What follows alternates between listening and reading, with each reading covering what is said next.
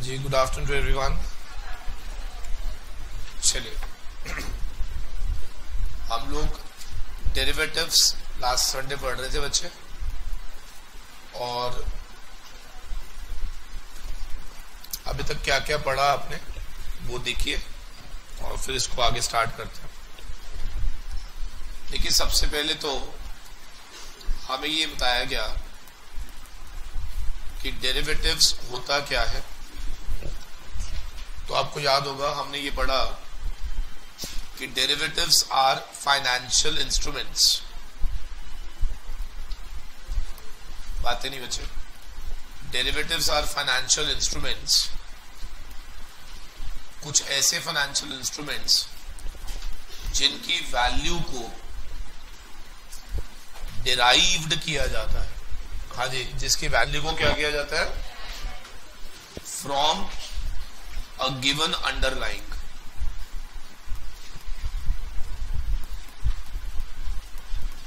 अगर आपको याद हो तो हमने ये भी पढ़ा था कि डेरिवेटिव्स को ट्रेड करने के दो तरीके होते हैं। पहला तरीका होता है ओवर द काउंटर, और दूसरा तरीका क्या होता है? Through exchange. अगर आपको याद हो तो ओवर द काउंटर में हम लोगों ने एक तो पढ़ा था फॉरवर्ड, और एक मैंने आपको बताया था क्या होता है? स्वैप। और एक्सचेंज ट्रेडेड में हमारे पास एक होता है ऑप्शंस और एक होता है बच्चे फ्यूचर्स। फिर आपसे पूछा जाता है कि how many types of derivatives do we have. हाँ जी, टाइप्स ऑफ डेरिवेटिव्स।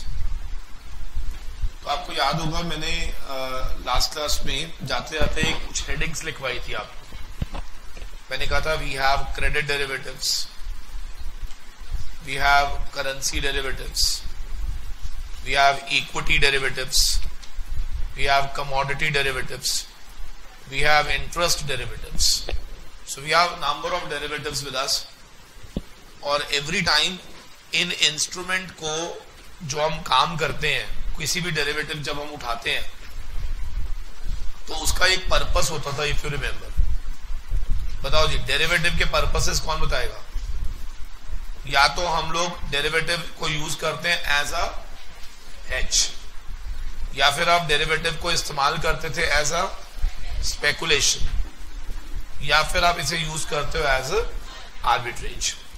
तो कहते हैं डेरिवेटिव्स किन वजहों से इस्तेमाल किए जाते हैं, पर्पसेस क्या हैं। तो हमने पढ़ा था पर्पस में be hedge, may be speculate, may be arbitrage. And if you remember, तो जो पर्सन हेज करता था उसे हम बोलते थे हेजर। ये होते थे पार्टिसिपेंट्स। देखो, अगर पेपर में आ जाए व्हाट इज द पर्पस, तो पर्पस में आप लिखोगे हेजिंग, स्पेकुलेशन, आर्बिट्रेज। लेकिन अगर क्वेश्चन ये आ जाए हु आर द पार्टिसिपेंट्स, तो हेज करने वाला व्यक्ति कौन, स्पेकुलेट करने वाला व्यक्ति कौन, और आर्बिट्रेज करने वाला व्यक्ति कौन, आर्बिट्रेजर। तो ध्यान से क्वेश्चन को पढ़ना है कि वेदर वो पर्पस पूछ रहा है या पार्टिसिपेंट्स पूछ रहा है। तो पर्पस में हेज, स्पेकुलेशन और arbitrage. And when I ask you about, हाँ जी, किसके बारे में? हु आर द पार्टिसिपेंट्स, तो पार्टिसिपेंट्स में हेजर, स्पेकुलेटर एंड आर्बिट्रेजर। तो अभी कौन मुझे बताएगा? Meaning of derivative was clear to us, how to trade ये भी क्लियर था, difference between OTC and exchange traded भी हमने पढ़ लिया था, cash market versus derivative market पढ़ा दिया था, टाइप्स ऑफ डेरिवेटिव्स हमें आज पढ़ना है, purpose of derivative and participants of derivatives ये हम पढ़ चुके थे। Yes please. तो हम कुल मिलाकर 4-5 क्वेश्चन इसमें से कर चुके थे। आज हमें बैलेंस क्वेश्चंस करने हैं, बातें नहीं बचे। अच्छा, कौन मुझे बताएगा, कुछ याद कराओ। अगर मुझे लेट्स से अंडरलाइंग ही चाहिए तो आई विल मूव टू, अच्छा, in cash market do we need 100% money upfront, और वहां पर क्या एसेट की डिलीवरी होती है, और जहां एसेट की डिलीवरी होती है क्या वहां आप शेयर होल्डर बन जाएंगे? तो इफ इन कैश मार्केट मेरे पास शेयर्स आ जाते हैं तो I will be called as what, share holder. मुझे नाम क्या दिया जाएगा, शेयर होल्डर्स। तो लॉ मुझे कहता है कि यार आप तो शेयर होल्डर बन चुके हो, यस और नो। लेकिन अगर मैं कहूं कि मैंने डिलीवरी नहीं लेनी, मुझे सिर्फ उसकी मूवमेंट में पार्टिसिपेट करना है, हाँ जी, सिर्फ उसकी मूवमेंट में पार्टिसिपेट करना है, तो कौन मुझे बताएगा क्या यहाँ पर, हाँ जी, यहाँ पर क्या मूवमेंट में अगर पार्टिसिपेट करना है तो क्या ये डेरिवेटिव्स है? और डेरिवेटिव मार्केट में क्या अंडरलाइंग बिकते हैं या अंडरलाइंग के राइट्स? राइट्स। सर मैंने कहा था डेरिवेटिव कभी भी दिमाग से, अगर आंखों के आगे से अंधेरा आ जाए और समझ ना आए क्या हो गया, तो डेरिवेटिव इंश्योरेंस होती है बच्चे। डेरिवेटिव क्या होती है? क्योंकि इंश्योरेंस भी एक राइट होता है, इंश्योरेंस भी क्या होता है, और उस राइट को पाने के लिए क्या आप इंश्योरेंस प्रीमियम देते हो, और क्या डेरिवेटिव में भी आप प्रीमियम ही पे करते हो to get that rights, yes और नो? डन। तो इस तरीके से डेरिवेटिव मार्केट में आपने काम किया, ठीक है जी। तो आज हम सबसे पहले स्टार्ट करेंगे विद क्रेडिट डेरिवेटिव्स। ऊपर हेडिंग डालेंगे जरा, credit derivatives, credit derivatives.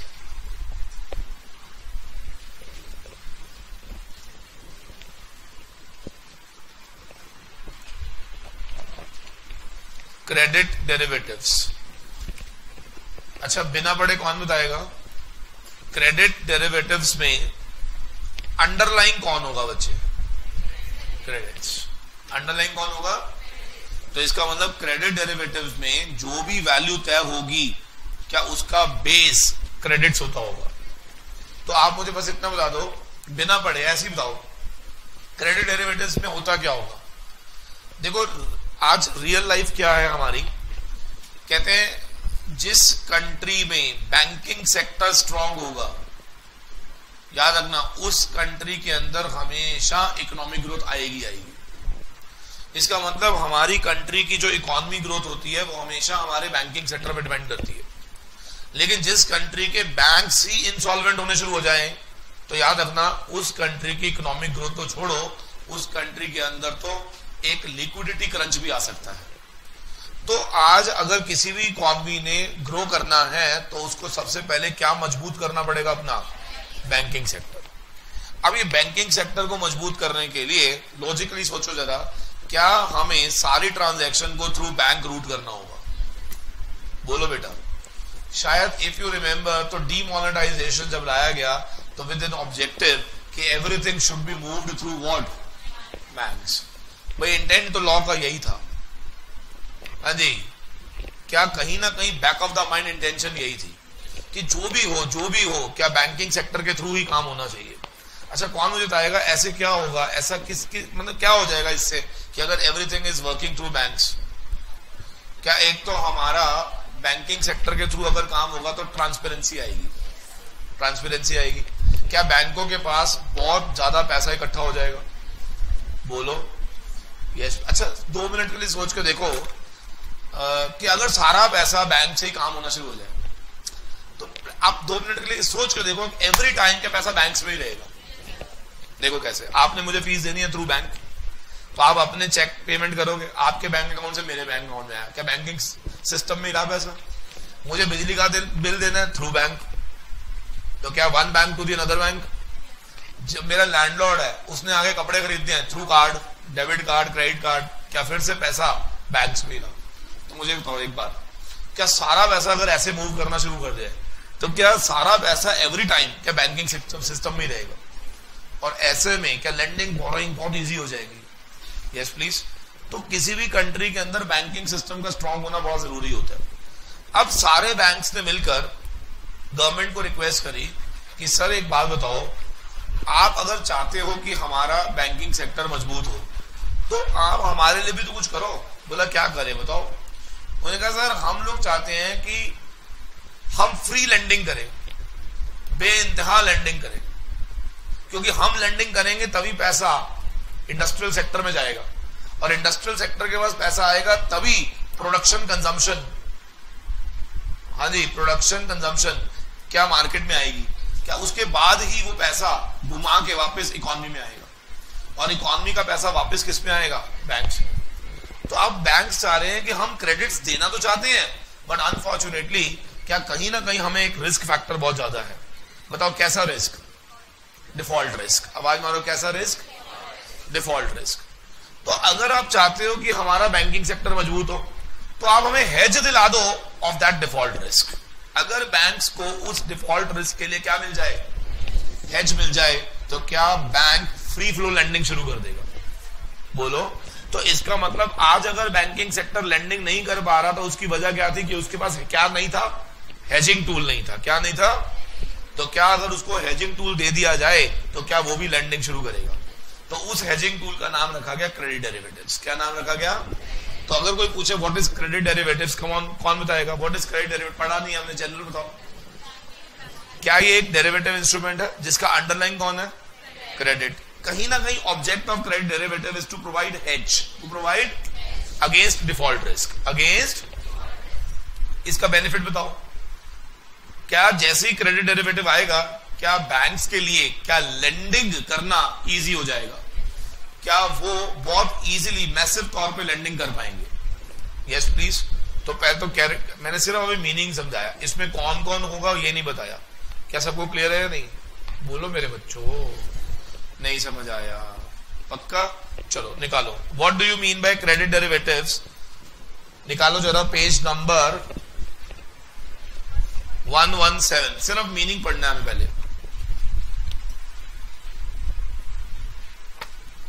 Credit derivatives are the financial contracts. हाँ जी, पेज 117 पढ़े? पढ़े नहीं पढ़े? पढ़ो। क्रेडिट डेरिवेटिव्स क्या होते हैं बच्चे? These are the that provide insurance. हाँ जी, जहां डेरिवेटिव आ गया इंश्योरेंस है ये। क्रेडिट डेरिवेटिव हमें क्या देते हैं? इंश्योरेंस। सर कैसी इंश्योरेंस? पढ़ो जरा। Against credit related losses. आवाज मारो, अगेंस्ट। देखो ध्यान से सुनना। पहली बात तो इंश्योरेंस किसके अगेंस्ट होती है? ध्यान से सुनना। पहला, या तो हमें इंश्योरेंस दी जाती है अगेंस्ट फ्लक्चुएशंस, अगेंस्ट। जो लोग ऑप्शंस फ्यूचर्स पढ़ रहे हैं, बताओ क्या हम डेरिवेटिव में गए थे क्रेडिट रिलेटेड लॉस को हेज करने या फ्लक्चुएशन को हेज करने? फार्मर क्या मार्केट में, डेरिवेटिव मार्केट में अपने सामान को बेचने गया, क्यों? क्रेडिट लॉसेस को अवॉइड करने के लिए या फ्लक्चुएशंस को अवॉइड करने? तो इसका मतलब हर डेरिवेटिव का पर्पस अलग हो सकता है। क्रेडिट डेरिवेटिव का पर्पस क्या है? क्रेडिट रिलेटेड लॉसेस को हेज करना है। आवाज मारो, किसको? तो लाइन को ध्यान से पढ़ेंगे, क्या लिखी हुई है? Credit derivatives are the financial contracts जो प्रोवाइड करते हैं insurance against credit related losses. These contracts gives investors, debt issuers and banks. हाँ जी, ये कौन से लोग हैं? इन्वेस्टर्स, डेट इशुअर्स और banks,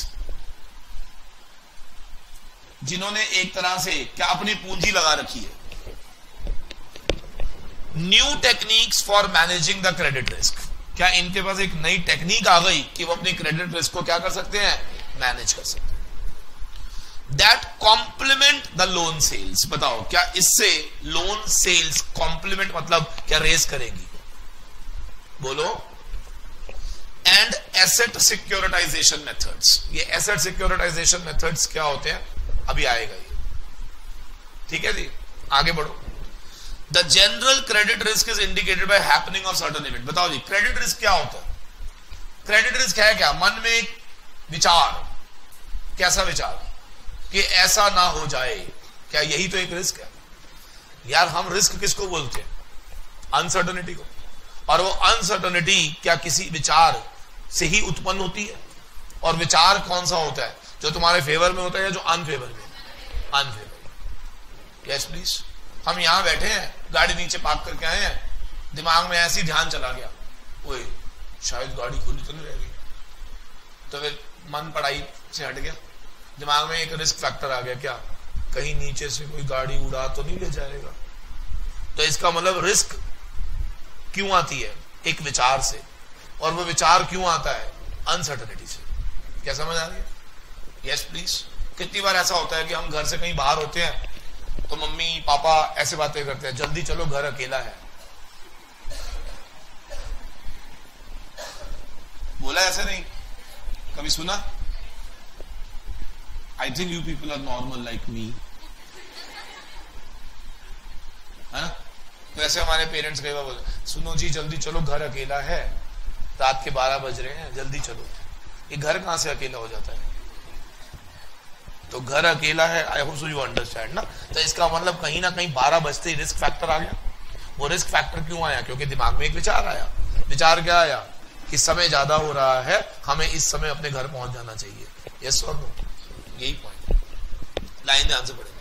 The general credit risk is indicated as happening of certain event that called as credit events, which include bankruptcy. बताओ जी, risk क्यों आता है? bankruptcy से आता है। किससे आता है? failure to be से आता है, restructuring से आता है। There is a party trying to transfer the risk called as protection seller. आजो जरा देखो, अब क्रेडिट डेरिवेटिव्स क्या होते हैं? क्रेडिट डेरिवेटिव्स क्या होते हैं? कहते हैं क्रेडिट डेरिवेटिव्स के अंदर दो लोग होते हैं, एक होता है प्रोटेक्शन बायर। मुंह खोलो, कौन होता है ये? और एक होता है प्रोटेक्शन सेलर। वैसे तो मैं तुम्हारे को एक कहानी सुना दूंगा ना अगर ये वाली, तो आपको अपने आप इंग्लिश लिख लोगे सारी। देखो ध्यान से, लेट्स से ये बैंक है, बैंक ने लेंड करा XYZ लिमिटेड को 100 करोड़ रुपए। क्वेश्चन, क्या जैसे ही बैंक ने लेंड करा, क्या एक तरह से लेंडिंग का मतलब क्या बैंक ने क्रेडिट दे दिया? किसको दिया बच्चे? कितने का? 100 करोड़ का क्रेडिट दिया। बस कौन बताएगा? जैसे ही क्रेडिट दिया, क्या क्रेडिट रिस्क आ गया? और ये क्रेडिट रिस्क एक इवेंट पे बेस्ड था, और वो इवेंट थी XYZ का डिफॉल्टर। समझ आ रहा है नहीं? क्रेडिट देते ही क्या दिमाग में क्रेडिट रिस्क आ गया, और वो credit risk back of the mind क्या है? कि मे बी XYZ लिमिटेड क्या कर जाए? डिफॉल्ट, बैंकरप्ट हो जाए। Yes please. तो क्या इस आदमी ने जैसे ही लोन दिया, क्या उसको रिस्क दिख रही है? और इस रिस्क के लिए वो अब आपसे क्या मांग रहा है? बेटा खाना नहीं खाया आपने? खाना खा के आए हो सारे? तो बेटा सारे बोलो, सारे बोलो, बोलो। इसको रिस्क से लिए क्या लेना पड़ेगा? हाँ जी, क्या मांगेगा ये? तो ये प्रोटेक्शन मांग रहा है। तो जो प्रोटेक्शन मांग रहा है, क्या वो अपने आप को एक तरह से क्या हेज करना चाह रहा है? Hedge against risk. कौन सी रिस्क? Credit risk. वो क्रेडिट रिस्क की वजह डिफॉल्ट। क्या पल्ले पड़ रहा है? नहीं बोलो। अभी कौन मुझे बताएगा, जब ये हेज करने के लिए प्रोटेक्शन मांग रहा था, तो लॉ कहता है ऐसी सिचुएशन में ये आदमी आपके सामने आएगा प्रोटेक्शन को सेलर बनने। क्या बनेगा ये? Protection seller. तो ये प्रोटेक्शन सेलर बेसिकली आपको प्रोटेक्शन बेचेगा, इंश्योरेंस बेचेगा। क्या बेचेगा? लेकिन इस इंश्योरेंस के लिए क्या ये प्रोटेक्शन बायर से एक प्रीमियम मांगेगा। जैसे ही प्रोटेक्शन बायर यानी कि बैंक क्या दे देगा, तो क्या प्रोटेक्शन सेलर अंडर ऑब्लिगेशन आ जाएगा।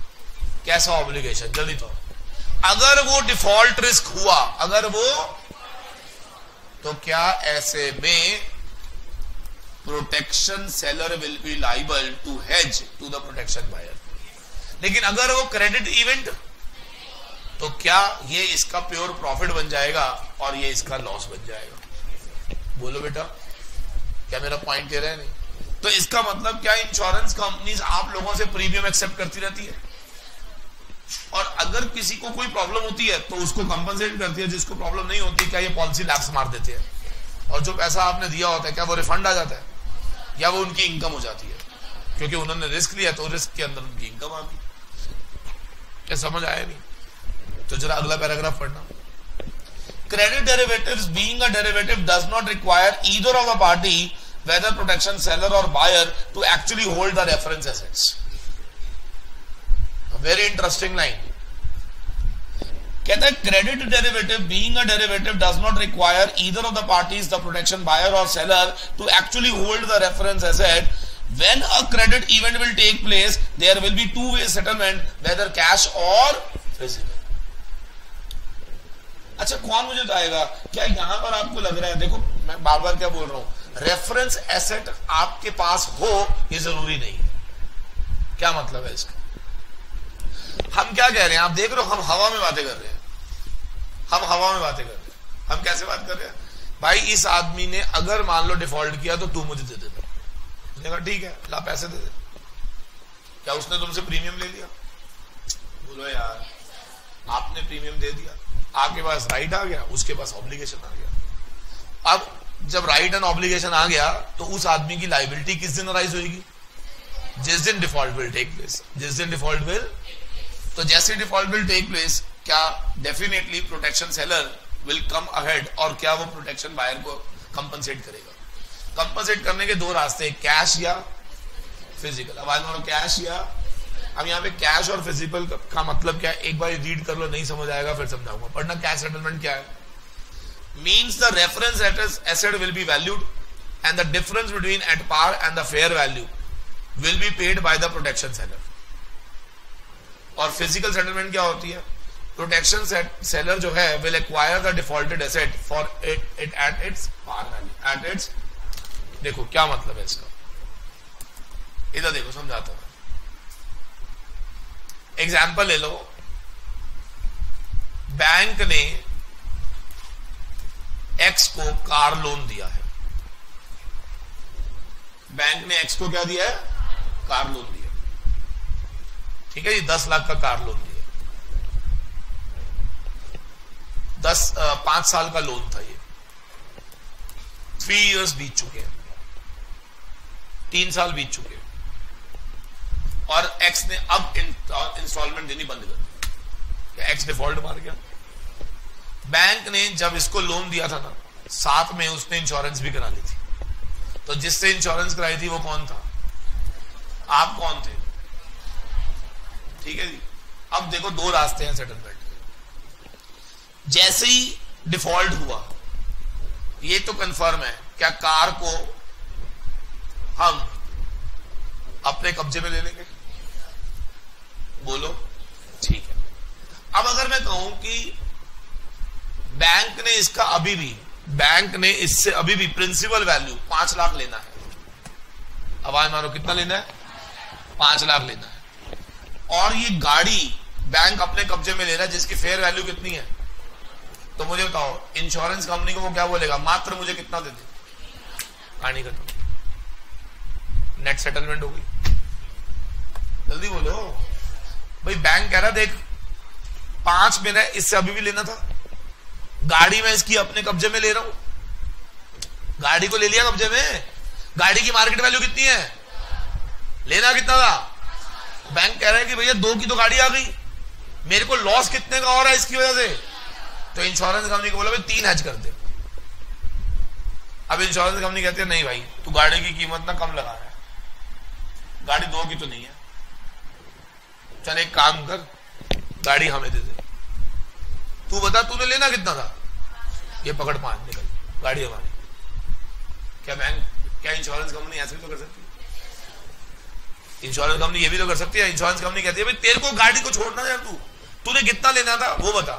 बोला 5। इंश्योरेंस कंपनी ये पकड़ 5, उसकी गाड़ी को हम अपने पास रखेंगे। क्या समझ आ रही है? बोलो। तो क्या बैंक ने या इंश्योरेंस ने नेट अमाउंट पे करा या ग्रॉस दे दिया? और जहां ग्रॉस सेटलमेंट होती है उसको फिजिकल बोलते हैं। क्या बोलते हैं? फिजिकल। और अगर इंश्योरेंस कंपनी ये बोलती नेट बता कितना नुकसान हो रहा है तुझे, क्योंकि हमारी हेजिंग क्या थी? नेट, तेरे को लॉस नहीं होने देंगे। तो अगर बैंक बोलते मुझे नेट 2 लाख का लॉस हो रहा है, 3 लाख का लॉस हो रहा है, और अगर इंश्योरेंस कंपनी वो नेट अमाउंट दे दे तो इसको क्या बोलते हैं? नेट सेटलमेंट या कैश सेटलमेंट। क्या समझ आ गया? नेट और कैश एक ही वर्ड होता है, ग्रॉस और फिजिकल एक ही वर्ड होता है। क्या सबको क्लियर रहेगा ये? बोलो। तो कौन मुझे बताएगा प्रोटेक्शन सेलर किस दिन हेज करेगा?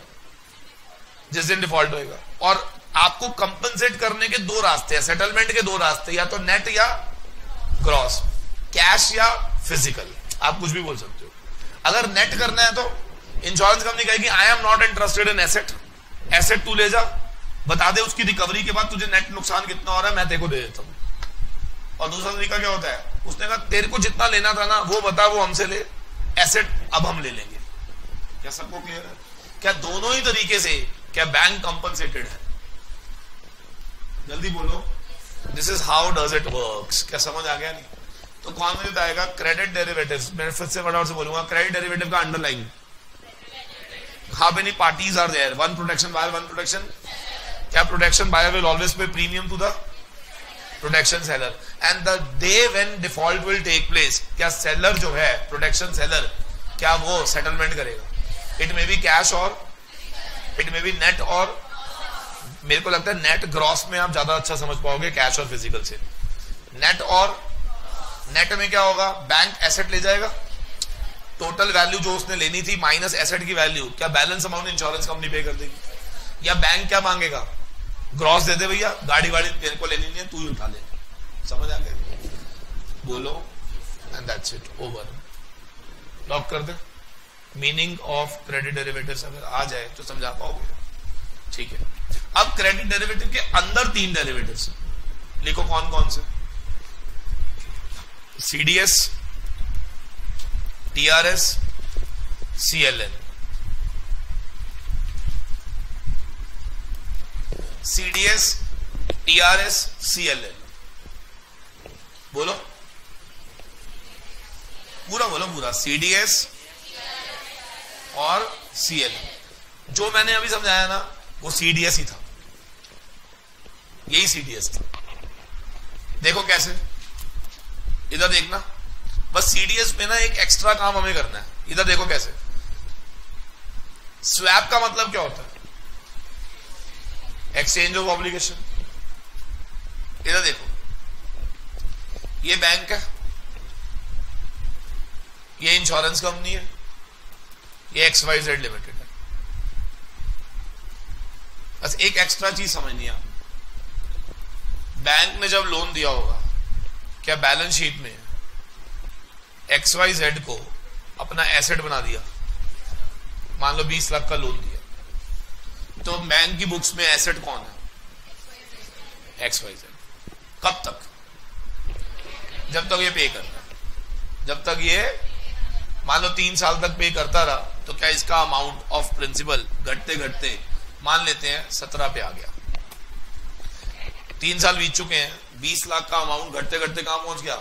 तो बैंक से पूछा भाई कितना लेना है? बोला 17 लेना है मैंने इससे। आवाज मारो, कितना लेना है? 17 लाख। बैंक कह रहा है जी मैंने लेना है XYZ से, and default risk took place. Bank corrupt हो गया भाई, कंपनी क्या हो गई? Bank corrupt. तो उसी समय क्या होगा? जल्दी तो एक स्वैप हो जाएगा। स्वैप क्या होगा? XYZ will become asset of insurance and insurance company will become asset of bank। यानी कि ये यहां से हटा देंगे और यहां पे इंश्योरेंस कंपनी को 17 लाख लिख देंगे। यानी कि एक सिंपल सी एंट्री पास हो जाएगी, insurance company debit to XYZ 17 lakh, और ये एंट्री कर देगा XYZ लिमिटेड डेबिट टू फलाना बैंक 17 लाख। बताओ जी, जर्नल एंट्री आती है थोड़ी बहुत? बताओ क्या हुआ? मेरा ऑब्लिगेशन तेरा, तेरा ऑब्लिगेशन मेरा। नहीं समझाया? क्या स्वैप हो गया या नहीं? बताओ। आज के बाद बैंक क्या बोलेगा? जैसे डिफॉल्ट हुआ बैंक क्या बोलेगा? मैंने पैसा किससे लेना है? इंश्योरेंस कंपनी से। और इंश्योरेंस कंपनी क्या बोलेगी? कि मैंने XYZ से लेना है और बैंक को देना है। क्या समझ आ गया? जैसे ही वो मुझे एसेट बनाएगा, मैं उसको अपनी लायबिलिटी में डाल दूंगा। समझ आया? This is swap took place. आवाज मारो, क्या टुक प्लेस? स्वैप। तो आज के बाद मैं यही बोलूंगा कि भैया बैंक ने तो रिकवरी किससे करनी है? XYZ से या इंश्योरेंस से। लेकिन ये स्वैप होगा किस दिन? जिस दिन इवेंट विल टेक प्लेस। कौन इस दिन? और इवेंट विल टेक प्लेस मतलब जिस दिन डिफॉल्ट विल टेक प्लेस। लेकिन जब तक डिफॉल्ट, तो क्या XYZ मेरा ही एसेट है और मैं तब तक इंश्योरेंस प्रीमियम देता रहूंगा, खर्चों में डालता जाऊंगा। जिस दिन इवेंट विल टेक प्लेस, क्या उसी दिन स्वैप मार दूंगा और ये एंट्री पास करके XYZ को किताबों से हटा के क्या इंश्योरेंस कंपनी को डेटर बना दूंगा। कम ऑन, क्या सबको क्लियर है? नहीं? This is called CDS। आइए पढ़ के देखते हैं। डिपेंड करता है। वैसे नॉर्मली आजकल जो नई पॉलिसीज आई है उसमें 1 टाइम भी हो गया।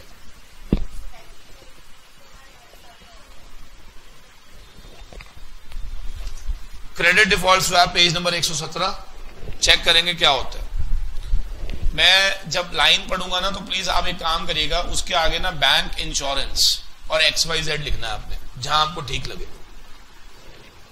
ठीक है जी, जहां आपको लगे बैंक, बैंक लिख देना, जहां लगे इंश्योरेंस, इंश्योरेंस लिख देना, जहां लगे XYZ, वहां पे XYZ, तब आपको पूरा समझ आ जाएगा। पढ़ना जरा।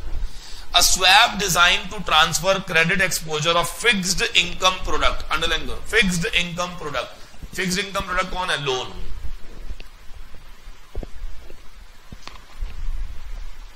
Credit exposure of fixed income product, बताओ क्रेडिट एक्सपोजर किसका?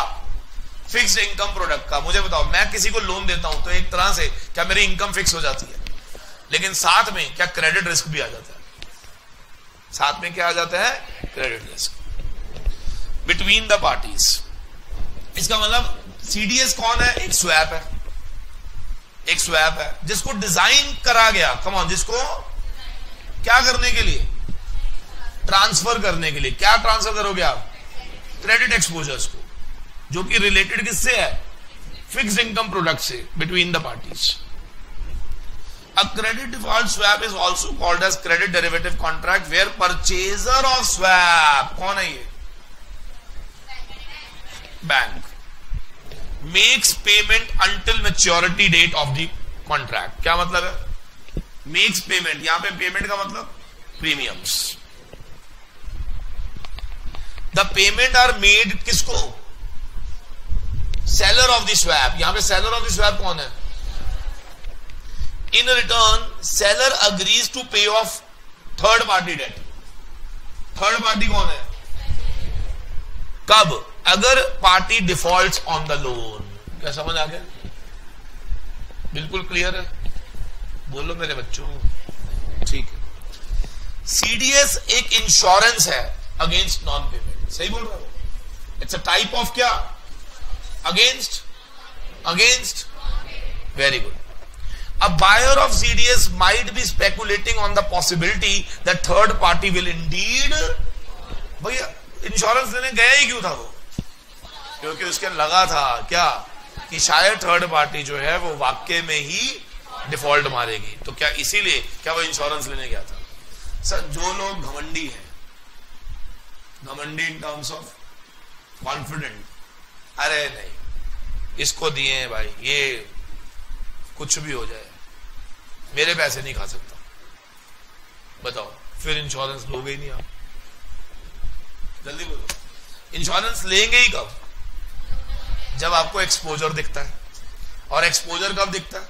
जब आप कॉन्फिडेंट नहीं होते, जहां आपको लगता है कि नहीं डिफॉल्ट रिस्क होगी, तो क्या अपने आप को हेज दिलाने के लिए इंश्योरेंस लेने गए थे? The buyer of CDS receives credit protection, whereas the seller of CDS guarantees the credit worthiness of the debt securities. In this way, the risk of default is transferred from the holder to swap. समझ आ रही है? बोलो बच्चे, क्या सबको clear हो गया है? नहीं, आवाज नहीं आई बच्चे। CDS समझ आ गया? अब आ जाओ नेक्स्ट, क्रेडिट डेरिवेटिव का नाम क्या है? बोलो मेरे बच्चों, क्या है? TRS। TRS की full form total return swaps. क्या होती है ये? Total return swaps. आइए मैं आपको समझाता हूं ये क्या होता है। इधर देखो,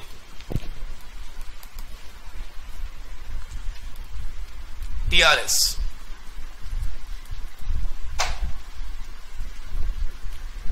एक बार जरा फिर से फुल फॉर्म बोलो, क्या होती है? Yes, this is total return swap.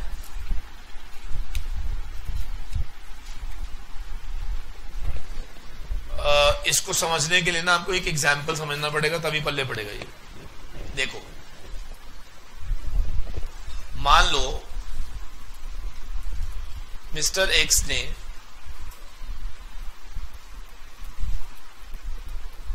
एक प्रॉपर्टी परचेज करी है, ठीक है? ये आपको सिर्फ समझाने के लिए, अदरवाइज मैं इसको फिर बाद में इंस्ट्रूमेंट बना दूंगा, फाइनेंशियल इंस्ट्रूमेंट बना दूंगा इसको। हाँ जी, क्या परचेज करी मैंने? जल्दी बोलो। एक प्रॉपर्टी खरीदी मैंने। फिर से बताओ, मिस्टर एक्स ने क्या परचेज करी? ठीक है, कौन मुझे बताएगा, कोई भी आदमी जब प्रॉपर्टी खरीदता है, let's say for investment purposes, for, तो वो दो तरह की इनकम्स एक्सपेक्ट करता है। बताओ, पहला, एक तो रेंटल इनकम और एक एप्रिसिएशन। जल्दी बोलो। तो क्या दो तरह की रिटर्न्स वी आर एक्सपेक्टिंग? बताओ वो दो तरह की रिटर्न्स कौन कौन सी है? एक रेंटल और एक एप्रिसिएशन। जरा जोरदार आवाज के साथ, एक। लेकिन क्या ये रेंट और ये एप्रिसिएशन सर्टन है या ये अनसर्टन? अनसर्टन। ये दोनों ही क्या है? रेंट पे चढ़ेगा या नहीं चढ़ेगा पता नहीं, एप्रिसिएशन मिलेगा या नहीं मिलेगा पता नहीं। जल्दी बोलो। लेकिन क्या मेरे पास एसेट है, इसको बोलेंगे रेफरेंस एसेट। आवाज मारो, क्या बोलेंगे आप? तो क्या mister x is holding a reference asset, और उस रेफरेंस एसेट से रिलेटेड क्या दो रिटर्न्स आ रही है, एक रेकरिंग और एक नॉन रेकरिंग। एक रेकरिंग कौन सी? रेंटल। नॉन रेकरिंग कौन सी? नॉन रेकरिंग कौन सी? नॉन रेकरिंग कौन सी? रेकरिंग कौन सी? ठीक है, बट क्या ये अनसर्टन थी? ठीक है। मिस्टर वाई भी था, एक और, एक मिस्टर वाई भी है जिसके पास रेफरेंस एसेट नहीं है। वो दूर से देखता रहता है इस एसेट को और वो बोलता है काश ये मेरे पास होता, काश ये मेरे पास होता, लेकिन मेरे पास पैसा नहीं, मेरे पास पैसा नहीं। जिसके पास पैसा था, एसेट था, उसके दिमाग में रिस्क थी। दूसरा व्यक्ति वो था जो खरीदना चाहता था बट उसके पास पैसा नहीं था। अब ध्यान से सुनो क्या हुआ। मैं इसका फिर एक लाइव एग्जांपल दूंगा, हमारे यहाँ पे एक ऐसा अभी हुआ भी है। मिस्टर वाई ने एक्स को बोला, परेशान मैं भी हूं क्योंकि एसेट नहीं है, परेशान तू भी है क्योंकि एसेट है। तो जिंदगी का सच भी यही है, सारी दुनिया परेशान है। एक बहुत बड़ा फैक्ट, कोई ऐसा आदमी नहीं है जिसको हम ये कह सकें कि वो ऊपर वाले ने बड़े हिसाब से दुनिया बनाई है। हर हिस्से के, हर आदमी के हिस्से में गम डाले। गमों का तरीका और लेवल अलग हो सकता है, ठीक है कि नहीं? जब तक पैसा नहीं है लोगों को लगता है शायद इसी की वजह से गम है, जिस दिन पैसा आ जाएगा गम खत्म। ये भूल जाते हैं कि पैसा अपने लेवल के गम अलग लेकर आता है। संजू देखिए आपने? संजू देखी? संजू देखने के बाद मुझे ऐसा लगा कि हम लोग देखो दूर से लोगों की जिंदगी को कैसे एनालाइज करते हैं। और मैं उस मूवी के अंदर ना, मतलब 1-1.25 घंटे के अंदर ना मेरे अंदर ना फ्रस्ट्रेशन आ रही थी। नॉट बिकॉज ऑफ कि मैं वॉचिंग द मूवी, फ्रस्ट्रेशन आ रही थी बिकॉज ऑफ द लाइफ जो दिखाई जा रही थी कि मतलब टफ लाइफ हो जाती है आदमी की।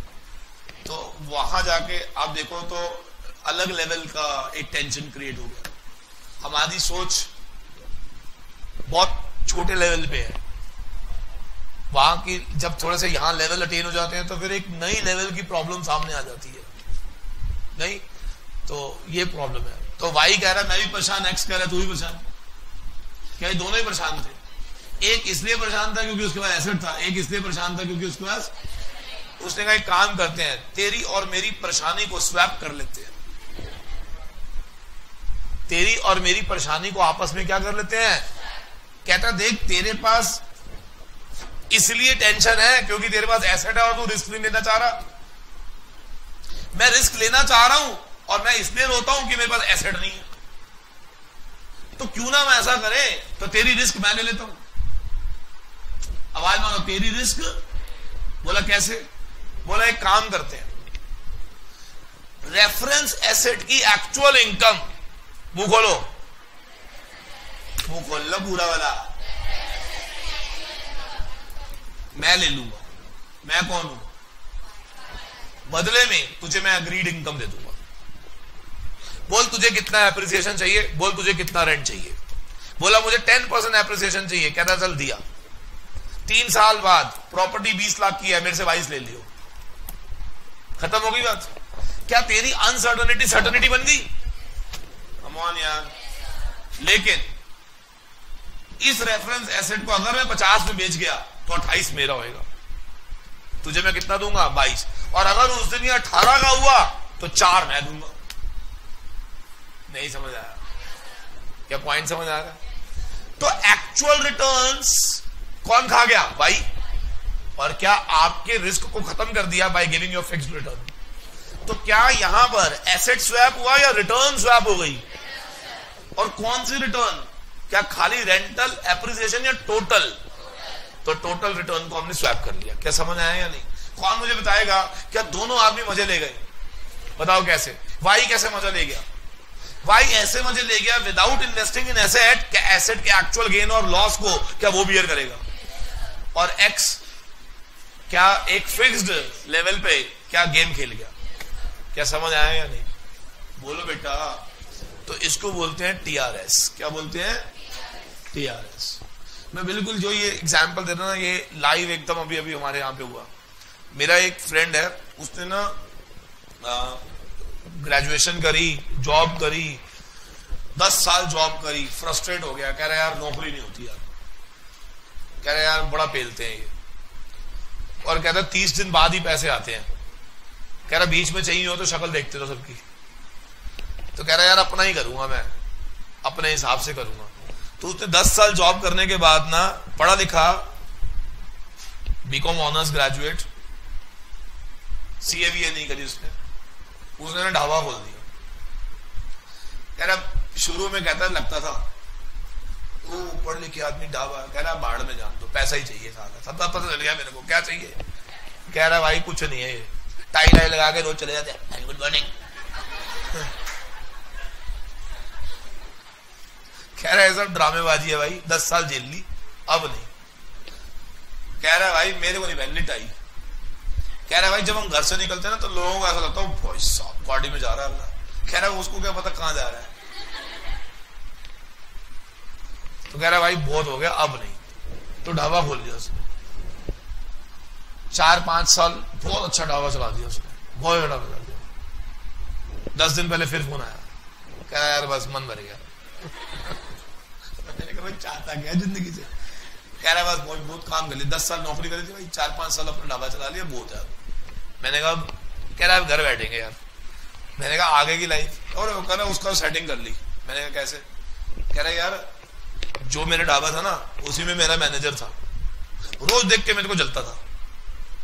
कहता था बाबूजी खूब बढ़िया चला रहे हो ढाबा। तो कह रहा है मैंने उसको बोला एक काम कर, ढाबा तेरा, मेरे को महीने का 80,000 दे देगा। मैनेजर कहता डन। ढाबा किसने ले लिया? मैनेजर ने। अब एक्चुअल इनकम मैनेजर की, और तेरे को क्या मिलेगा? कह रहा देख मेरे को तो इतना समझ आया, मैंने 4 साल में एफडी कर ली, 80,000 महीना आएगा। कह रहा नौकरी करता था, 40,000 देते थे, रोज पेलते थे। अब मैं कह रहा घर में लेटता हूं, कुछ नहीं करता, 80,000 महीना मेरे को देके जाता है। बिल कौन रहा है? कह रहा मैनेजर। कह रहा है भाई बड़ी सिरदर्दी थी यार ढाबे में भी। कह रहा भाई लड़का नहीं आया, रोज सुबह पर्ची ला रहा होता था मैं। तो अब मुझे बताओ, जैसे उसने ये लाइन बोली, मैंने ऐसे मन में बोला, फिर भी मेरे मुंह से निकल गया। मैंने कहा अच्छा टीआरएस। कह रहा क्या? मैंने कुछ नहीं बोलो, हो गया रिटर्न स्वैप। बताओ ढाबे का एक्चुअल मुनाफा क्या? इसको 80,000 पर मंथ मिलेगा फिक्स। बोलो। तो उसने टीआरएस कर दिया एक। क्या क्लियर है? नहीं बोलो बेटे। मैंने कहा अगला प्रोजेक्ट क्या? कह रहा कोई नहीं, एक ढाबा और, ऐसे 3-4 ढाबे खोल के 80 जहां 3 लाख पर मंथ हुआ, अपनी गाड़ी सेट। कह रहा काम तो इनसे ही करवाना है, अब तो समझ आ गई धंधा कैसे करना है। तो there are people doing smart work like this also. They are investing, they have money, they are investing and transferring this to someone else and moving ahead. क्या ये आदमी एक्स ने एक प्रॉपर्टी इसको देकर क्या रिस्क ट्रांसफर कर दिया, अब ये एक और लेगा क्या रिस्क अपना नीचे करता जाएगा और इन्वेस्टमेंट करता जाएगा? नहीं समझ आया। तो जो आदमी इस तरह के लोग होते हैं, क्या वो डेफिनेटली क्या करते हैं? अपने रिस्क को क्या शिफ्ट करते रहते हैं, एंड इसके लिए क्या ये डेरिवेटिव्स यूज करते हैं? नहीं समझ आया ना? क्या TRS की फुल फॉर्म समझ आई क्या है?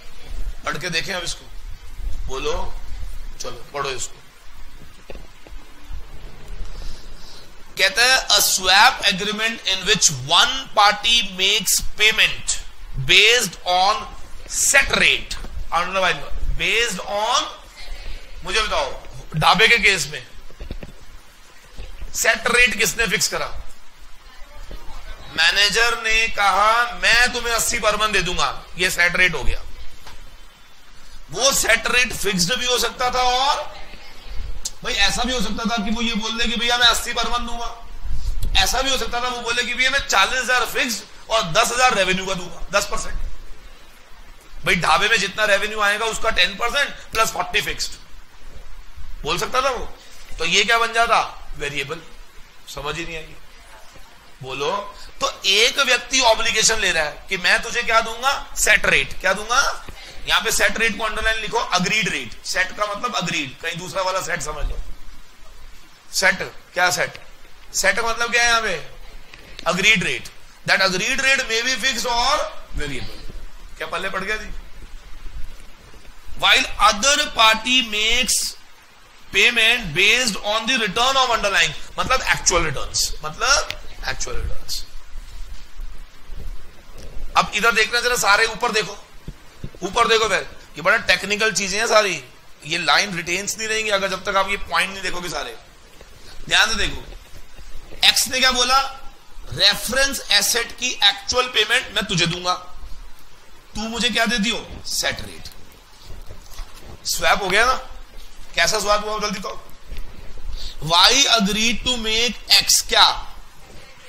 इट मे बी फिक्स्ड और in return to that X will make payment to Y. X will make payment to किसमें? ये जो पेमेंट देगा क्या ये सेट रेट होगा या एक्चुअल इनकम जो आएगी? एक्चुअल इनकम जो आएगी। इसका मतलब अगर 2 रुपए आएगी 2 रुपए, 10 रुपए आएगी 10 रुपए, 20 रुपए आएगी तो 20 रुपए। ये समझ आ गया नहीं? बोलो, आगे बढ़ो। Which includes both the income it generates and the capital gains. यानी कि मैंने पहले ही बोला, क्या वो दोनों एक्चुअल इनकम आपको दे देगा? वो दोनों में कौन कौन सी? जो उसका रेकरिंग इनकम होगी प्लस जो लास्ट में कैपिटल एप्रिसिएशन होगी। क्या सबको क्लियर है या नहीं? बोलो बेटा, आगे बढ़ो। In total return swap, the underlying asset is known as reference asset। ये समझ आ गया? यहां पे underlying asset कौन है? मेरे एग्जांपल में कौन था?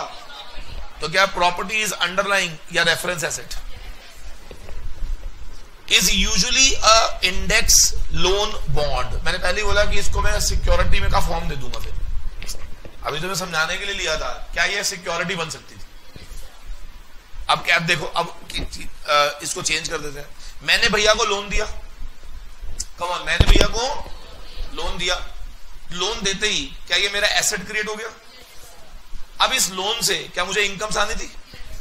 इस लोन से क्या आनी थी? मैंने इसको बोला तो एक काम कर, इसकी इनकम तू रख ले, मेरे साथ एक अग्रीड इनकम मुझे दे दे। तो क्या मैं इससे अग्रीड इनकम लेता रहूंगा और जो एक्चुअल आएगा क्या वो मैं तुझे देता रहूंगा? समझ आ गया? और क्योंकि इसको टोटल रिटर्न बोल रहे हैं, क्या बोल रहे हैं? तो क्या टोटल रिटर्न में रेकरिंग प्लस कैपिटल एप्रिसिएशन सब कुछ आएगा। वेरी गुड, आगे बढ़ो। This is owned by party receiving the set rate. इधर देखना, सही बोला मैंने? मिस्टर वाई ने सेट रेट दिया एक्स को, तो क्या एक्स ही ओन कर रहा था? बोलो यार। TRS allow party receiving the total return to gain exposures and benefits from the reference assets without actually having to own it। क्या समझ आ गया? बताओ, TRS ने किसको मजा दिलाया? वाई को।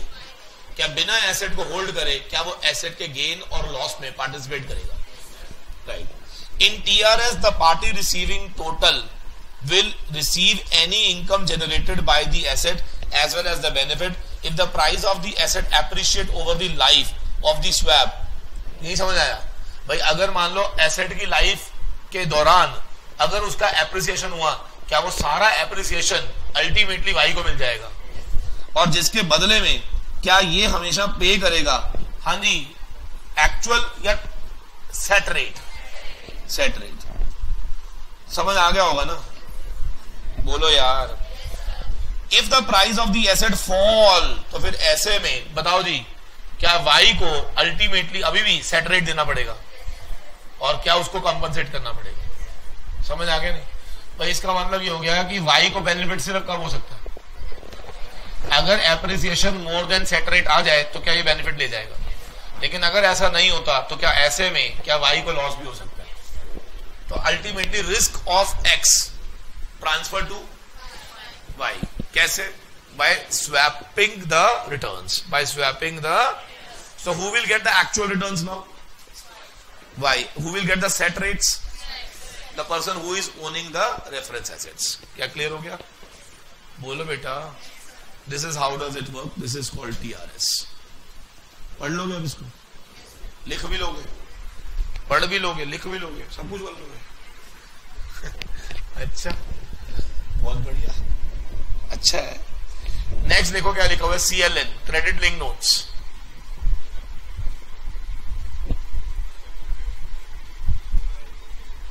सच a contract can be terminated. ये तो कॉन्ट्रैक्ट बताएगा यार, OTC है ना, इसमें कुछ लॉ नहीं है।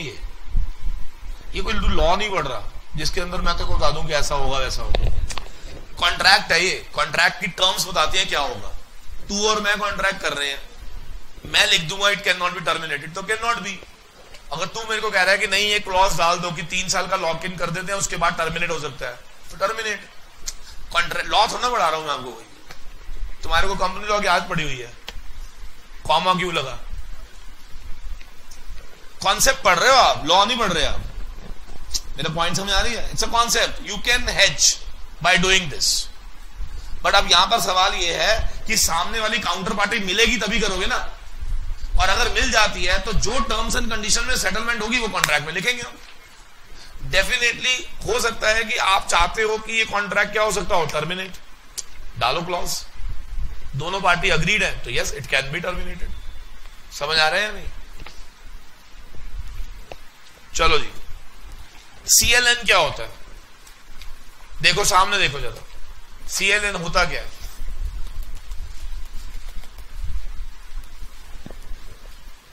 देखो पहले मैं आपको ना एक कहानी सुना रहा हूं, कहानी सुनने के बाद नीचे पढ़िएगा, आपको अपने आप समझ आ जाएगा, ऐसा लगेगा आपने खुद लिखा है। देखो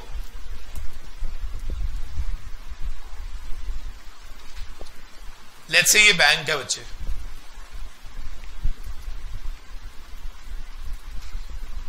बैंक ने लेट्स से रिलायंस को, बातें मत करो चूचू चूचू,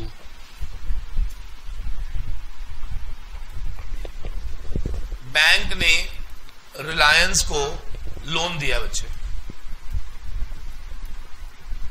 100 करोड़ का। पहले मुझे एक बात बताओ, जैसी 100 करोड़ का लोन दिया, क्या हमारे रिजर्व्स में से, कैश रिजर्व्स में से क्या 100 करोड़ रुपए कम हो गए? जल्दी बोलो भाई, लोन दिया तो कैश कम हो गया, जल्दी बोलो। अलॉन्ग विद क्या रिस्क भी आ गया? ठीक है। अब बैंक क्या करता है, बैंक क्या करता है, एग्जैक्टली फॉर 100 करोड़ मार्केट में नोट्स इशू कर देता है। ये नोट्स कौन से वाले? 2-2 हजार के नोट्स नहीं, ये नोट करेंसी नहीं बात हो रही, इसको बोलते हैं क्रेडिट लिंक्ड नोट्स। क्या बोलते हैं? क्रेडिट लिंक्ड नोट्स इशू कर देता है। आवाज मारो, क्या इशू कर देता है? 100 करोड़ का लोन दिया, 100 करोड़ का CLN इशू कर दिया। चलो ये जो लोन दिया है ना, ये हमने दिया है 13% पे। आवाज मारो, कितने प्रतिशत पे? 13%। कितने परसेंट पे लोन दिया है? अच्छा, और ये जो CLN इशू करा ना, इसके आगे लिख दिया 11% का कूपन, 11% का कूपन इशू कर दिया। क्या बैंक विल मेक प्रॉफिट कितना?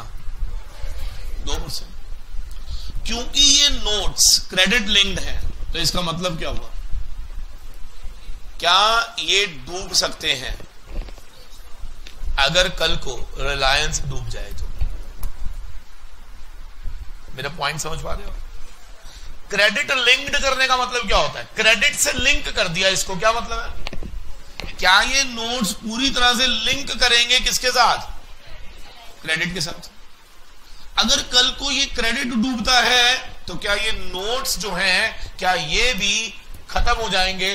क्या रिलायंस बैंक की लायबिलिटी ऑफ 100 करोड़ जो सीएलएन इशू करने पे आई थी, क्या वो वाइप अप हो जाएगी? समझ आ गया? तो अब ध्यान से सुनना क्या होगा। जिस दिन डिफॉल्ट विल टेक प्लेस, आवाज मारो, जिस दिन, तो what bank will do now, bank अपनी किताबों से रिलायंस को भी हटा देगा और बैंक अपनी किताबों से सीएलएन को भी हटा देगा। वो कहेगा ना मेरा एसेट ना मेरी लायबिलिटी, और अब वो कहेगा इन सभी सीएलएन वालों को कि ये रिलायंस का एसेट जो है, यानी कि जो मैंने पैसा लेना था वो अब तुम ले लेना। इसका मतलब क्या रिलायंस जो एसेट अभी तक तो किसका था, क्या ये एसेट बन जाएगा किसका? उन लोगों का जिन्होंने क्या सीएलएन बाय करा था। बोलो अभी कौन मुझे बताएगा इसका बेनिफिट बैंक को क्या हुआ? जल्दी बताओ।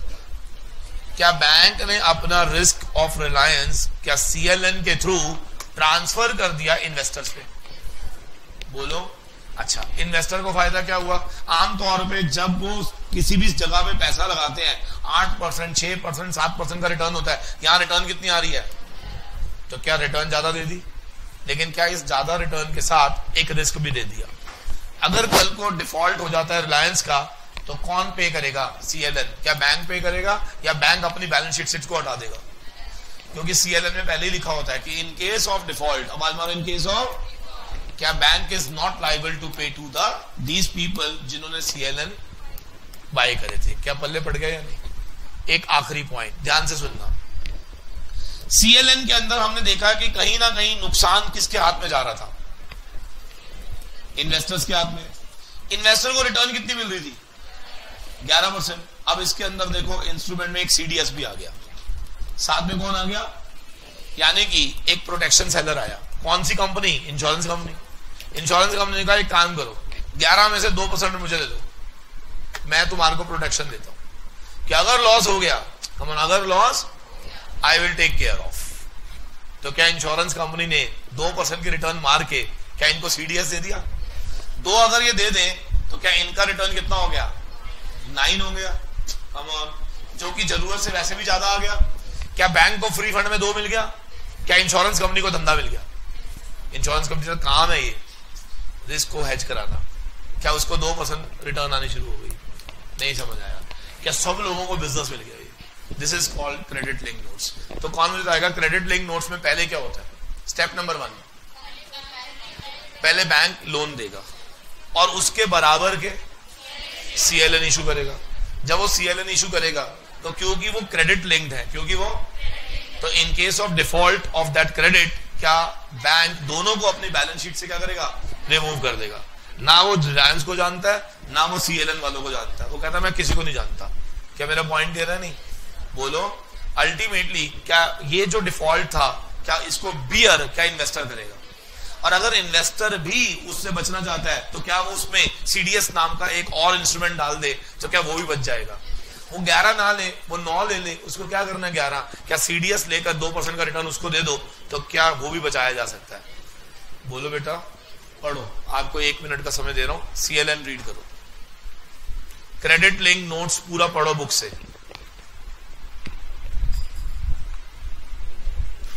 क्रेडिट लिंक्ड नोट्स को बुक से पढ़िए।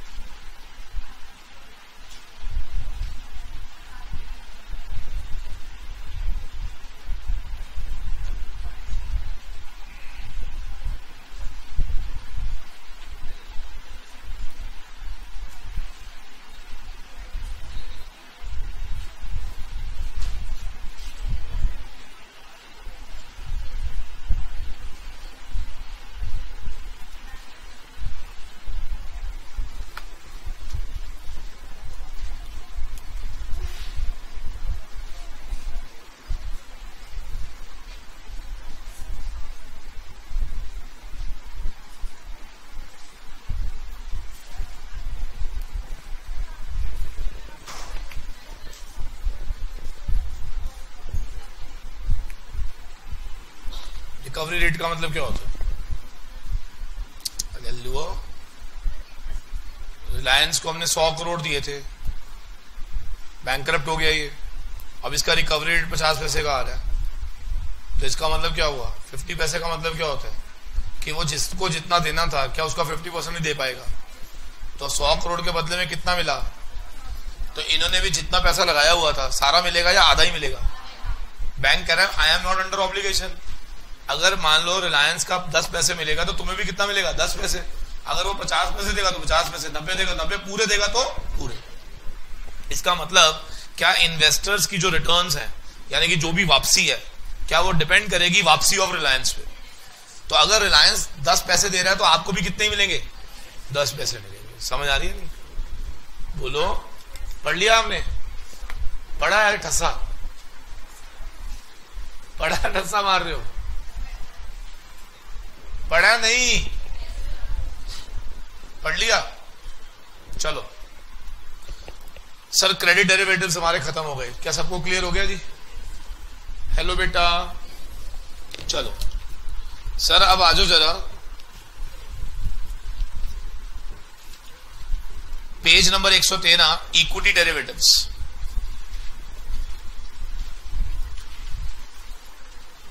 इक्विटी डेरिवेटिव्स,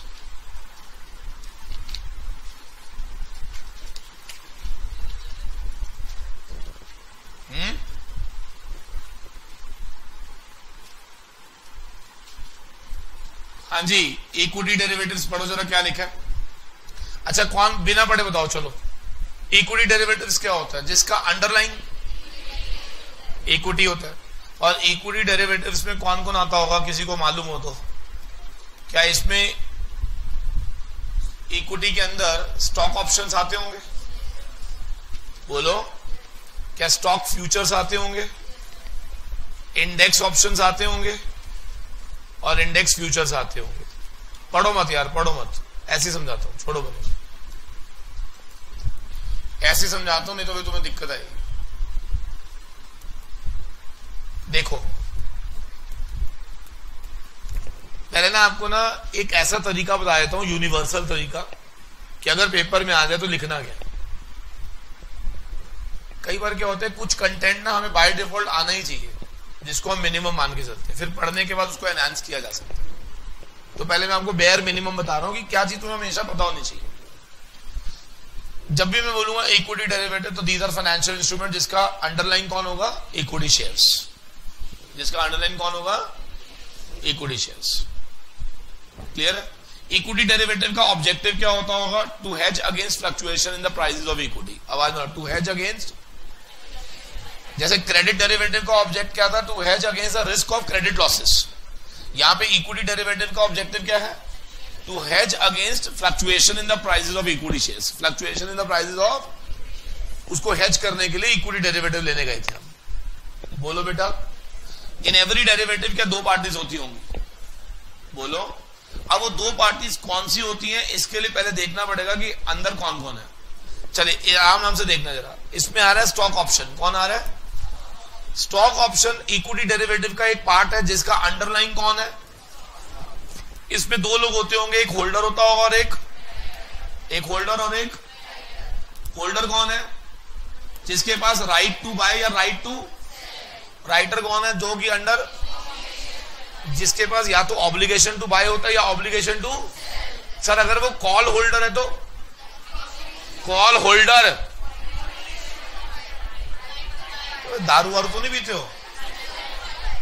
कॉल होल्डर नहीं बोल रहा मैं, ऑब्लिगेशन वर्ड कहां से आ रहा है? होल्डर बोल रहा हूं ना। तो होल्डर कौन होता है? हाँ, call holder, put holder, call writer, obligation to sell, and put writer. तो मेरा पॉइंट समझो अब क्या है। क्या इसका मतलब ऑप्शन के अंदर अंडरलाइन स्टॉक होगा? स्टॉक ऑप्शन का अंडरलाइन स्टॉक कितनी पार्टीज हैं? दो, होल्डर या होल्डर के पास right, writer under, to get the right क्या वो प्रीमियम देगा? बोलो बेटा। अब इसके अंदर और कितना देखना है कि तुम्हें जो डेरिवेटिव पढ़ रहे हैं दे कैन राइट जितना चाहो। क्या कॉल राइटर, कॉल होल्डर के बारे में भी लिख सकते हो? क्या उसको हेज चाहिए अगेंस्ट द अपर प्राइस, और पुट होल्डर को लोअर प्राइस। कॉल एक्सरसाइज कब होती है? जब प्राइस, और पुट जब प्राइस। इतना ये नहीं लिखेगा, ये इतना ही लिखेगा जितना मैंने बताया था, बाकी तो फालतू की बातें मैं ऐसे बता रहा हूं ताकि तुम्हारे को डेरिवेटिव भी थोड़ा सा याद करा दूं। बोलो बेटा। अच्छा, जैसे ही इंडेक्स ऑप्शन आएगा, मुंह खोलो, जैसे ही कौन आएगा, बस एक शब्द चेंज करना है मुझे, बताओ। In the index option underlying is, क्या इंडाइसिस को क्या अंडरलाइंग बनाया गया? इसमें भी दो पार्टी होती है, कौन कौन सी? होल्डर और होल्डर का अंदर कॉल और पुट। होल्डर का मतलब राइट, राइटर का मतलब फालतू चीजें वही लिखते रहनी है, बस ध्यान रखना अंडरलाइन का नाम बदल देना। बोलो। फ्यूचर मैंने पढ़ाया अभी नहीं पढ़ाया, तो फ्यूचर क्या होता है वो सुनो।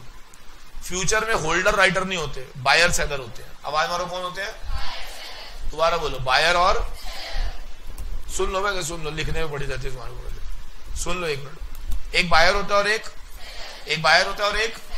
सर इसमें क्या होता है?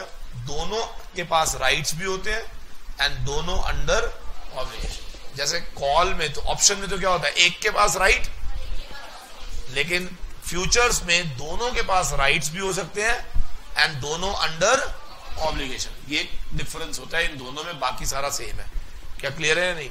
आइए पढ़ के देखते हैं। Page number 113, question number 16।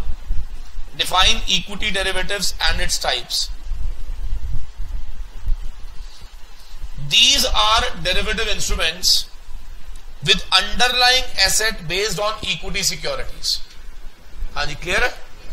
इसका अंडरलाइन कौन होता है बच्चे? Equity securities. An equity derivative fluctuate करेगा with change in the value of equity shares. बताओ जी, हम हमेशा बोलते हैं डेरिवेटिव की वैल्यू क्या उसके अंडरलाइन पे बेस्ड होती है। जैसे जैसे इक्विटी का शेयर चेंज होगा तो क्या वैल्यू ऑफ डेरिवेटिव भी चेंज होगा। आगे, which is usually measured by the share price investor can use, एक second, which is usually measured by share price, that's it, full stop लगाओ। अब वो कहते हैं कि इन्वेस्टर यूज क्यों करता है, तो हमने क्या पढ़ा? Investor can use equity derivative to hedge the risk which is associated with taking a position in the stocks. बताओ जी, taking a position in the stock का मीनिंग बताओ क्या है? सर एक बात याद रखना, जैसे ही तुम स्टॉक मार्केट के अंदर शेयर बाय करते हो तो हम वो इसको बोलते हैं लॉन्ग पोजीशन। क्या बोलते हैं? इसका मतलब आपने एक पोजीशन ले ली है और पोजीशन का नाम क्या है? अच्छा, जैसे ही आदमी ने शेयर खरीदा क्या उसने लॉन्ग पोजीशन ले ली? अच्छा, उस पोजीशन के चलते क्या उसके दिमाग में एक रिस्क आएगा? बताओ क्या? कि may be in future price गिर जाए, मे बी प्राइस, क्या उसको हेज करने के लिए क्या वो इक्विटी डेरिवेटिव इस्तेमाल कर सकते हो? बोलो बेटा। तो मैंने पहले ही बोला, मैंने जो बोला था वो क्या बोला था और ये क्या बोल रहा है, जरा मैच करना। मैंने बोला it is a derivative which is used to hedge risk related to fluctuation in the prices, which is related to, और यहां पर इसने क्या बोला कि ये हेज करता है रिस्क को जब आप पोजीशन ले लेते हो स्टॉक के अंदर। जब आप पोजीशन ले लेते हो किसमें? तो क्योंकि जैसे ही कोई आदमी स्टॉक में पोजीशन लेगा क्या उसके पास शेयर आ जाएगा, और जैसे ही शेयर आएगा तो क्या उसके गिरने का रिस्क भी आएगा, और उस रिस्क को हेज करने के लिए क्या इक्विटी डेरिवेटिव इस्तेमाल हो सकते हैं। आगे बढ़ो। द इन्वेस्टर रिसीव्स, अच्छा दोबारा बढ़ेंगे, by taking a position in stock by setting limit to the losses incurred by either short or long position of the company shares. भाई लिमिट करने के लिए वो लॉन्ग पोजीशन या शॉर्ट पोजीशन को हेज करता है। मैं इसका अभी वैसे मैंने पढ़ाया नहीं है, जो लोगों का डेरिवेटिव चल रहा है अभी आना है, ये हमारा एक आधी क्लास के अंदर ये टॉपिक आएगा। क्या होता है मैं आपको बता देता हूं, फिर आप पढ़ के देखना। इधर देखो, कहते हैं अगर आपने स्टॉक मार्केट में लॉन्ग पोजीशन ली हुई है, अब आए मानो क्या ली हुई है, तो डेरिवेटिव मार्केट में हेज करने के लिए आपको शॉर्ट करना पड़ता है। यानी कि एक मार्केट में अगर पोजीशन क्या है तो दूसरी मार्केट में, या फिर अगर यहां शॉर्ट है तो यहां लाओ। बस फिलहाल इतना याद रखना, ऑफसेट करनी होती है पोजीशन, अपनी पोजीशन को क्या करना होता है, और ऑफसेट कैसे करते हैं? अगर एक मार्केट में लॉन्ग हो तो दूसरी में शॉर्ट, अगर यहां शॉर्ट है तो वहां लॉन्ग, तो आपकी पोजीशन क्या हो जाएगी? ऑफसेट। समझ आ रही है कि नहीं? और ऑफसेटिंग ऑफ पोजीशन को ही हेजिंग बोलते हैं। ऑफसेटिंग ऑफ पोजीशन को ही क्या बोलते हैं? हेजिंग। मैं एक छोटा सा सिचुएशन दूंगा, आप मुझे बताना कि आप यहां पर क्या कर रहे हो, ठीक है? ध्यान से सुनना। भैया ने आज तक कभी स्टॉक मार्केट के अंदर इन्वेस्टमेंट नहीं करी, ठीक है? भैया कह रहे हैं I want to hedge, I want to. तो मेरा क्वेश्चन, हेज वर्ड किन लोगों की जिंदगी में पता है? जिन्होंने सबसे पहले क्या ली? पोजीशन। जब तक आपने पोजीशन ही नहीं ली तो हेज किसको करोगे? इसका मतलब क्या हेजिंग के लिए क्या पहले पोजीशन लेनी है? पोजीशन लॉन्ग भी हो सकती है और हेजिंग करने के लिए क्या आपको रिवर्स करना पड़ेगा? अगर आपने लॉन्ग लिया है तो, शॉर्ट लिया है तो क्या ये पोजीशन ऑफसेट हो जाएगी एंड आपको क्या मान लिया जाएगा कि आपने क्या कर दिया? हेज। आपने क्या कर दिया? हेज। तो वो जो लैंग्वेज थी आप एक बार दोबारा पढ़ के देखो, आई एम वेरी श्योर पूरा समझ आएगा। पढ़ो जरा क्या लिखा। हाँ जी, लाइन आराम से पढ़नी है। Investor can use equity derivative to hedge the risk. Sir कौन से रिस्क? जो एसोसिएट करती पाई गई किसके साथ? For taking a position in the stock. कैसे? By setting limit to the losses incurred by either a short या long position in the company share. मतलब हम अपनी पोजीशन को रिवर्स करेंगे, चाहे लॉन्ग करके चाहे उस कंपनी के शेयर में, और अपने लॉस को क्या लिमिटेड कर देंगे। लॉस को क्या कर देंगे? लिमिटेड। क्लियर है नहीं? और लॉस का लिमिटिंग करना ही हेजिंग कहलाता है। आगे बढ़ो जरा। The investor receives insurance by paying the cost of derivative contract which is referred as premium. Sir option premium क्या था? ऑप्शन प्रीमियम देते ही तुम्हें क्या मिल जाता है? राइट। और राइट को हम बार बार क्या बोल रहे हैं 8 क्लासों से? इंश्योरेंस। क्या बोल रहे हैं? तो वो यही कह रहा है, कहता है इन्वेस्टर उसी समय इंश्योर हो जाता है बाय पेइंग दी कॉस्ट, और यहां पे कॉस्ट का नाम क्या है? Premium. Classification of equity derivative में देखो पहले नंबर पे कौन है? Index future, stock future, index option, stock option. पहले इंडेक्स ऑप्शन और स्टॉक ऑप्शन पढ़ो जरा। ऑप्शन पहले पढ़ो जरा क्या लिखा है। पहले ऑप्शन वाला पढ़ना जरा, क्योंकि ऑप्शन तुम पढ़ चुके हो ना, पहले वो पढ़ लो। क्या एक फाइनेंशियल डेरिवेटिव है जो होल्डर को राइट देता है but not the obligation to buy या sell a basket of stock at an agreed upon price. क्या समझ आ रही है? यहां पे by they have return basket. अरे इंडेक्स क्या होता है? इंडेक्स क्या? इंडेक्स वन शेयर को शो कर रहा है या टॉप 30 टॉप 50? तो if I am buying index, come on, if I am buying, तो I am investing in one stock या बास्केट ऑफ स्टॉक? तो इसीलिए वर्ड इंडेक्स में क्या यूज हुआ? Basket of stock. It is a financial instrument जो right देता है, होल्डर को राइट देता है, नॉट द ऑब्लिगेशन। क्या करने का? राइट। राइट टू बाय या राइट टू किसे?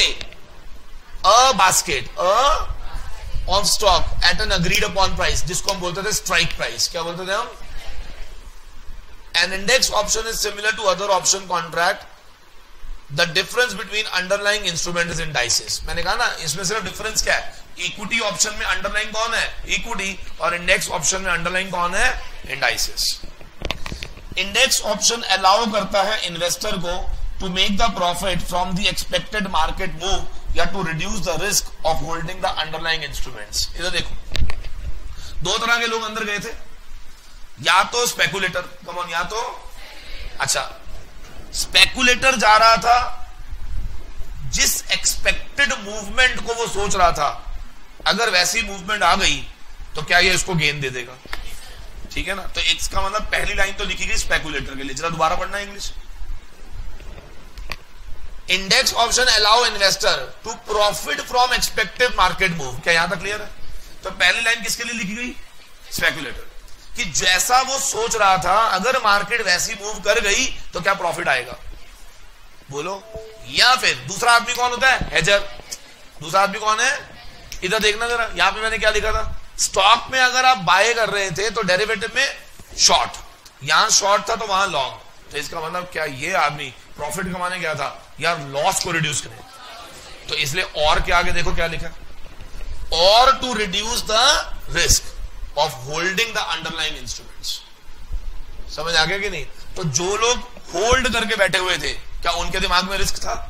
क्या उनके लिए डेरिवेटिव पोजीशन को या शॉर्ट? तो इसका मतलब क्या, ये दोनों लोगों को बेनिफिशियल था। सर अगला पढ़ना जरा, स्टॉक ऑप्शन क्या है? पूरा सेम है, बस अंडरलाइन कौन होगा, पढ़